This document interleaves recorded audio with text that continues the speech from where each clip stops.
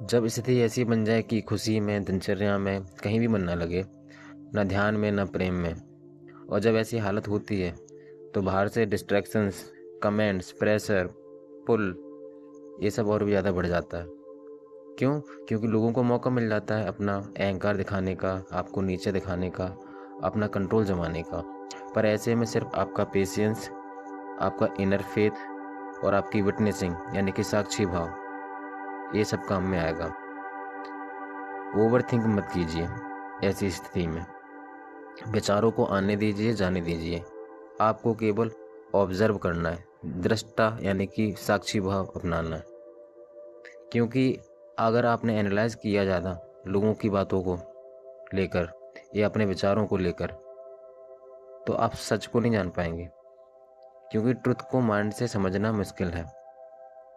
Life is itself a greatest teacher. यही life हर किसी को प्रिपेयर करती है डार्कनेस से लाइट की तरफ जंप करने के लिए।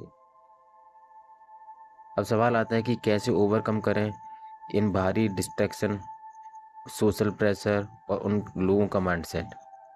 इन सबसे कैसे खुद को ओवरकम करें? जवाब यह है कि उनके बारे में मत सोचिए। ये लोग सब कॉन्शियसली बस आपको स्टेबल बनाने में हेल्प ही कर रहे हैं। ये लोग चैलेंजेस हैं, और ये चैलेंजेस आते हैं हार्ड फेज में, क्योंकि वही फेज ट्रांसफॉर्मेशन का होता है। जब आप ट्रांसफॉर्म करते हो तब आप लाइफ और ट्रुथ को समझ पाते हो, एक्सेप्ट कर पाते हो। Nothing is permanent. Life is like your bicycle. चलती रहेगी, रुकेगी, बैलेंस मेंटेन करना सीखना होगा।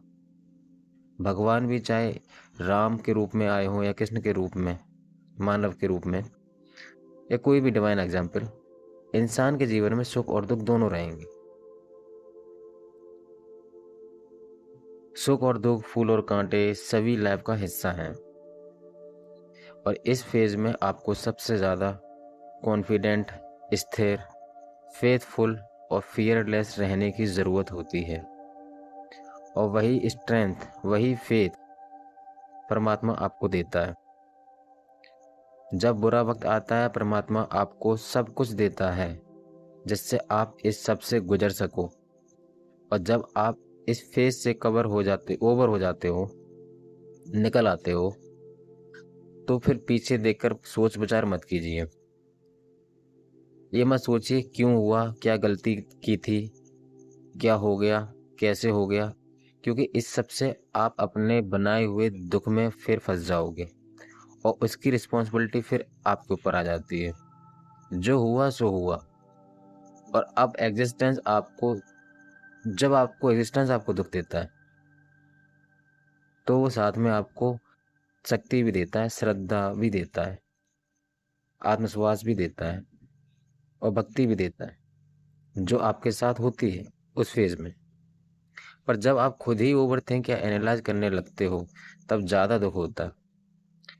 और वही वक्त होता है अपनी लाइफ के नए अपॉर्चुनिटीज और जॉयस को फुली जीने का।